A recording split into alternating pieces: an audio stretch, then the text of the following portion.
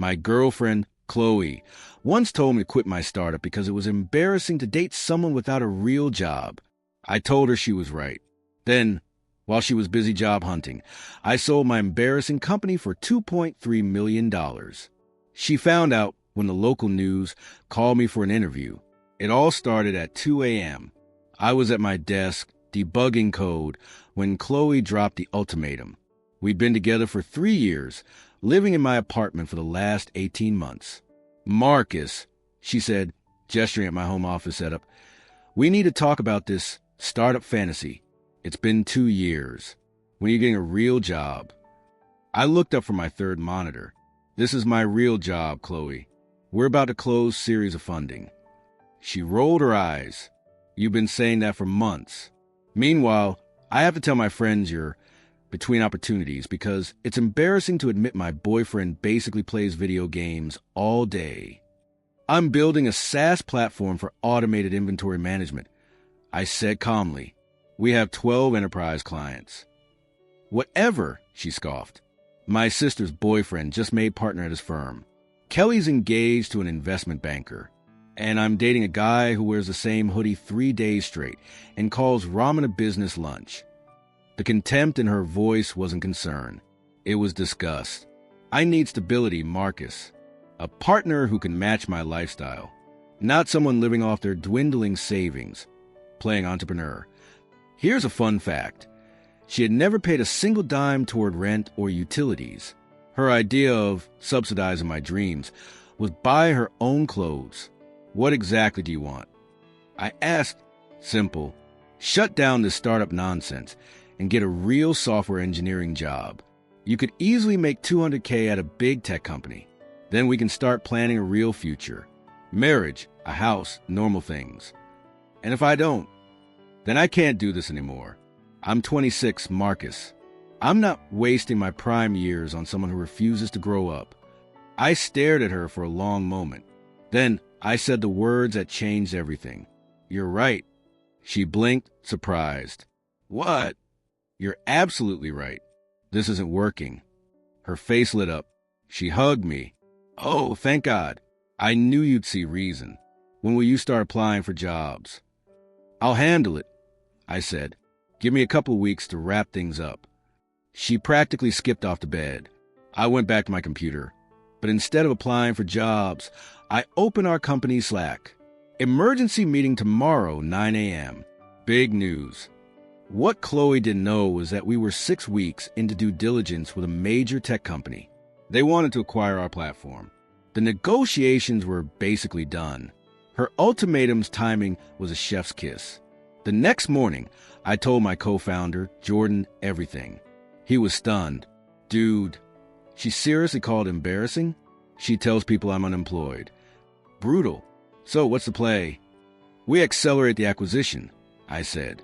Push for signing within 2 weeks. We started working 20-hour days. Not on job applications, but on finalizing the acquisition. Chloe was thrilled with my supposed job search. I'd leave the apartment and interview clothes to go meet with lawyers, then come home talking about promising opportunities, which were actually acquisition terms.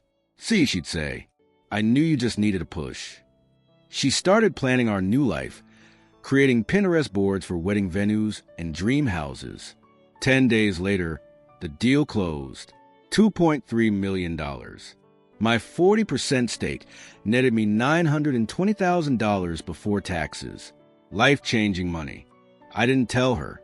Instead, I said I had to fly out for a final interview. In reality, I went to sign the papers and celebrate with my team. That weekend, she dragged me to her friend's engagement party, telling everyone how I'd finally gotten serious about life. He's exploring options, she'd say proudly before I could answer. Several Fortune 500s are interested. The entitlement was suffocating. She had rewritten our entire story, casting herself as a hero who had saved a lost boy. Monday morning, my phone rang. It was a local news reporter. Hi, is this Marcus Chin? I'm calling about your recent acquisition. We'd love to do a feature on your success. Wow, he said, $2.3 million at 28. That's incredible. I hung up. Chloe was staring at me from across the kitchen. Who was that? Wrong number, I said, and went to take a shower.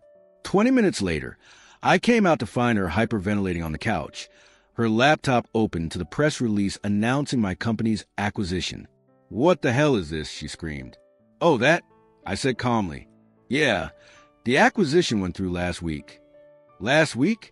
You sold your company for millions and didn't tell me?" I shrugged. "You said it was embarrassing. I figured you wouldn't care about my little startup nonsense." The explosion was immediate. First, she transformed into the world's most supportive girlfriend. "Baby, I'm so proud of you. I always believed in your vision. You called it embarrassing 2 weeks ago. That was tough love. And look, it worked." She genuinely believed her ultimatum had caused my success. She immediately started planning how we would spend my money. A house, a wedding, a nice car for her. "We're a team, baby. Your success is our success." "Interesting," I said, "because 2 weeks ago you were ready to leave me." The attempts to control my money escalated. She scheduled appointments with real estate agents. Her family called, asking for investments. Then came the kicker. I checked my credit report and found a rejected application for a $75,000 Tesla, submitted with my information and a forged signature. It was time for the nuclear option. While she was planning our imaginary future, I was planning my real one. I had a new apartment lined up and movers scheduled. But first, some poetic justice. I created a fake job posting for a senior marketing manager, describing her exact qualifications. I sent it from a burner email, pretending to be a recruiter. She took the bait instantly.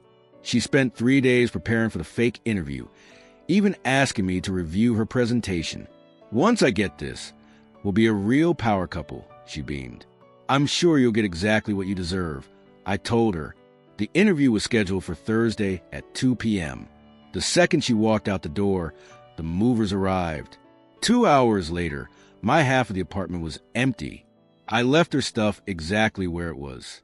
On the kitchen counter, I left a printed copy of the acquisition announcement with a sticky note. "Congratulations on your new job." Mine worked out pretty well, too. Next to it, I left a copy of the fraudulent car loan application with another note. "P.S. Forging loan applications is a felony. Consider this your only warning." Then I moved into my new place and blocked her number. The meltdown began that evening. Frantic calls, doorbell ringing, all ignored. Her friend Mira called me. "Marcus, what did you do?"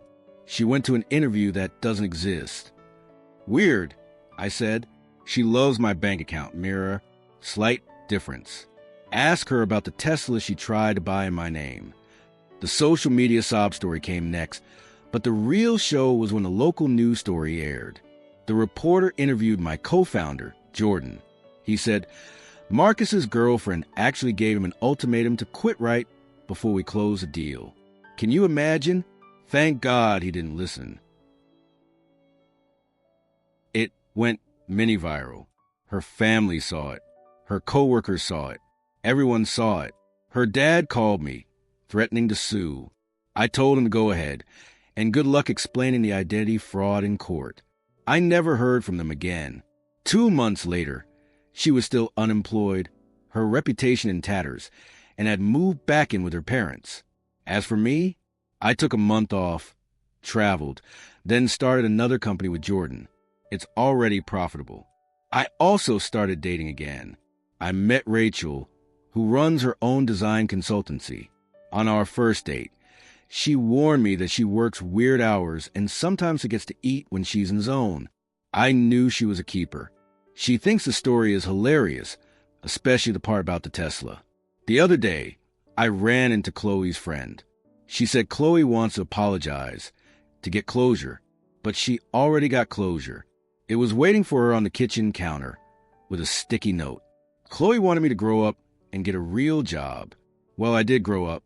I realized what real support looks like, and it doesn't come with ultimatums. She thought my startup was embarrassing. Now, she gets to explain to everyone why her ex's success story features her as the villain. That's a lifetime subscription to consequences.